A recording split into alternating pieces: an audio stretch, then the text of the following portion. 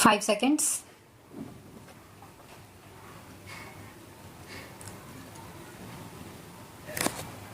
As you are aware, sir, among the many social and economic evils that beset our nation, food adulteration is most dangerous because the unsuspecting public have no way of knowing that when they buy a certain article, whether it is up to the required standard or not.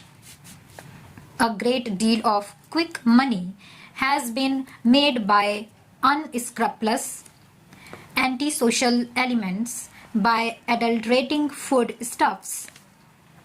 A great deal of ingenuity has gone into this whole process of adulteration. I was myself surprised, sir, when the committee went through this to learn in what ways special adulterants are manufactured in large quantities so that food can be adulterated. And very often, as you know, sir, the adulteration is of such a nature that it causes death or permanent injury and disablement to the people who consume those articles. It is therefore an extremely serious matter, and there has been a demand from all sections of the public and in both houses that this entire Prevention of Food Adulteration Act should be amended, should be made more effective, and that there should be strong and effective action against these antisocial elements.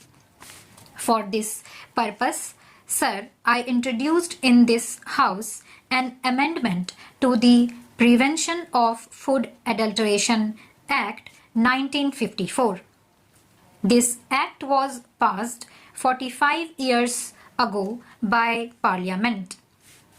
The experience of its administration, I must admit, sir, has not been very impressive so far, both because the act itself had loopholes and also, I must admit, because our administrative machinery, particularly in the states, was not really as effective as it should be.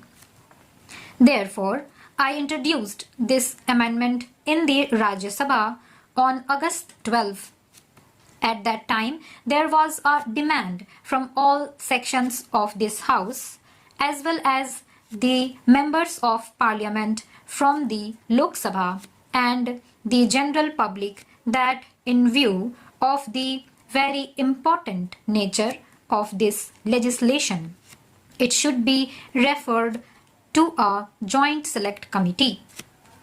So, in response to that, it was referred to a joint select committee. It had 33 sittings and presented its report.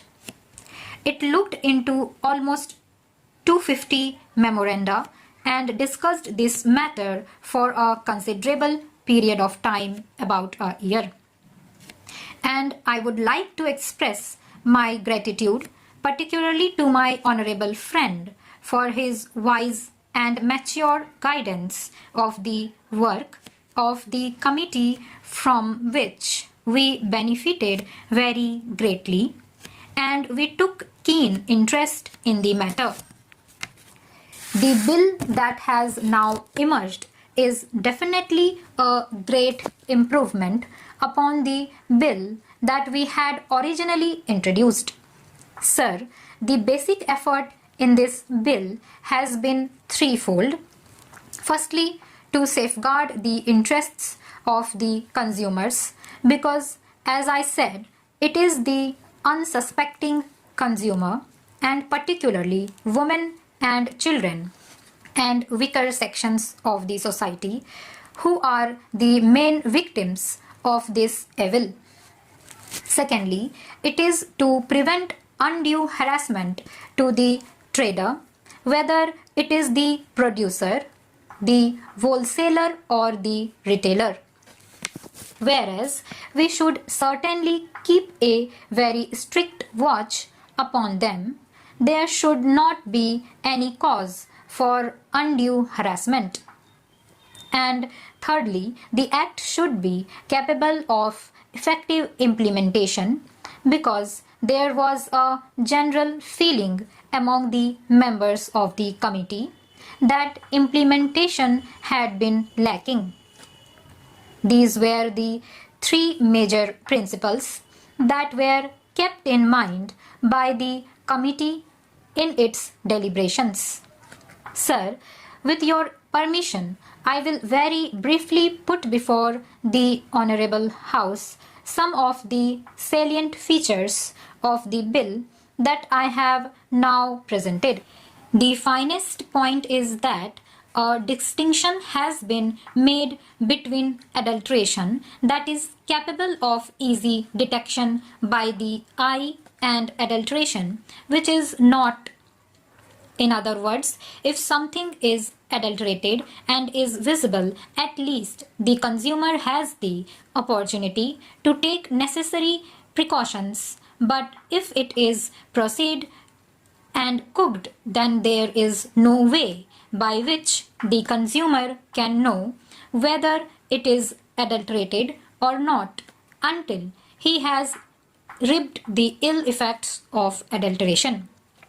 Therefore, we have redefined primary food and we have now for the first time introduced a graded system of punishments, a graded system of penalties. On the one hand, we have exempted altogether as a result of a lot of evidence that was brought before us primary food which is substandard due to purely natural causes in which there is no human agency and which is primary food, in other words, which is easily visible. In such cases, there is no penalty and it has been taken out of the Act.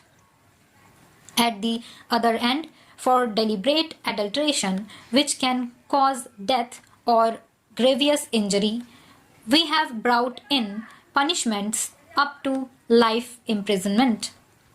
So, what we have done is this: we have these 5 categories.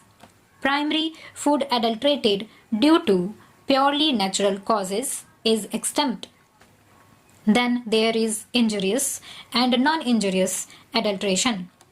Here we have got a graded that deterrence is there and people realize that they cannot play with the lives of their fellow citizen. On the other hand, non-guilty people are brought within the mischief of the Act.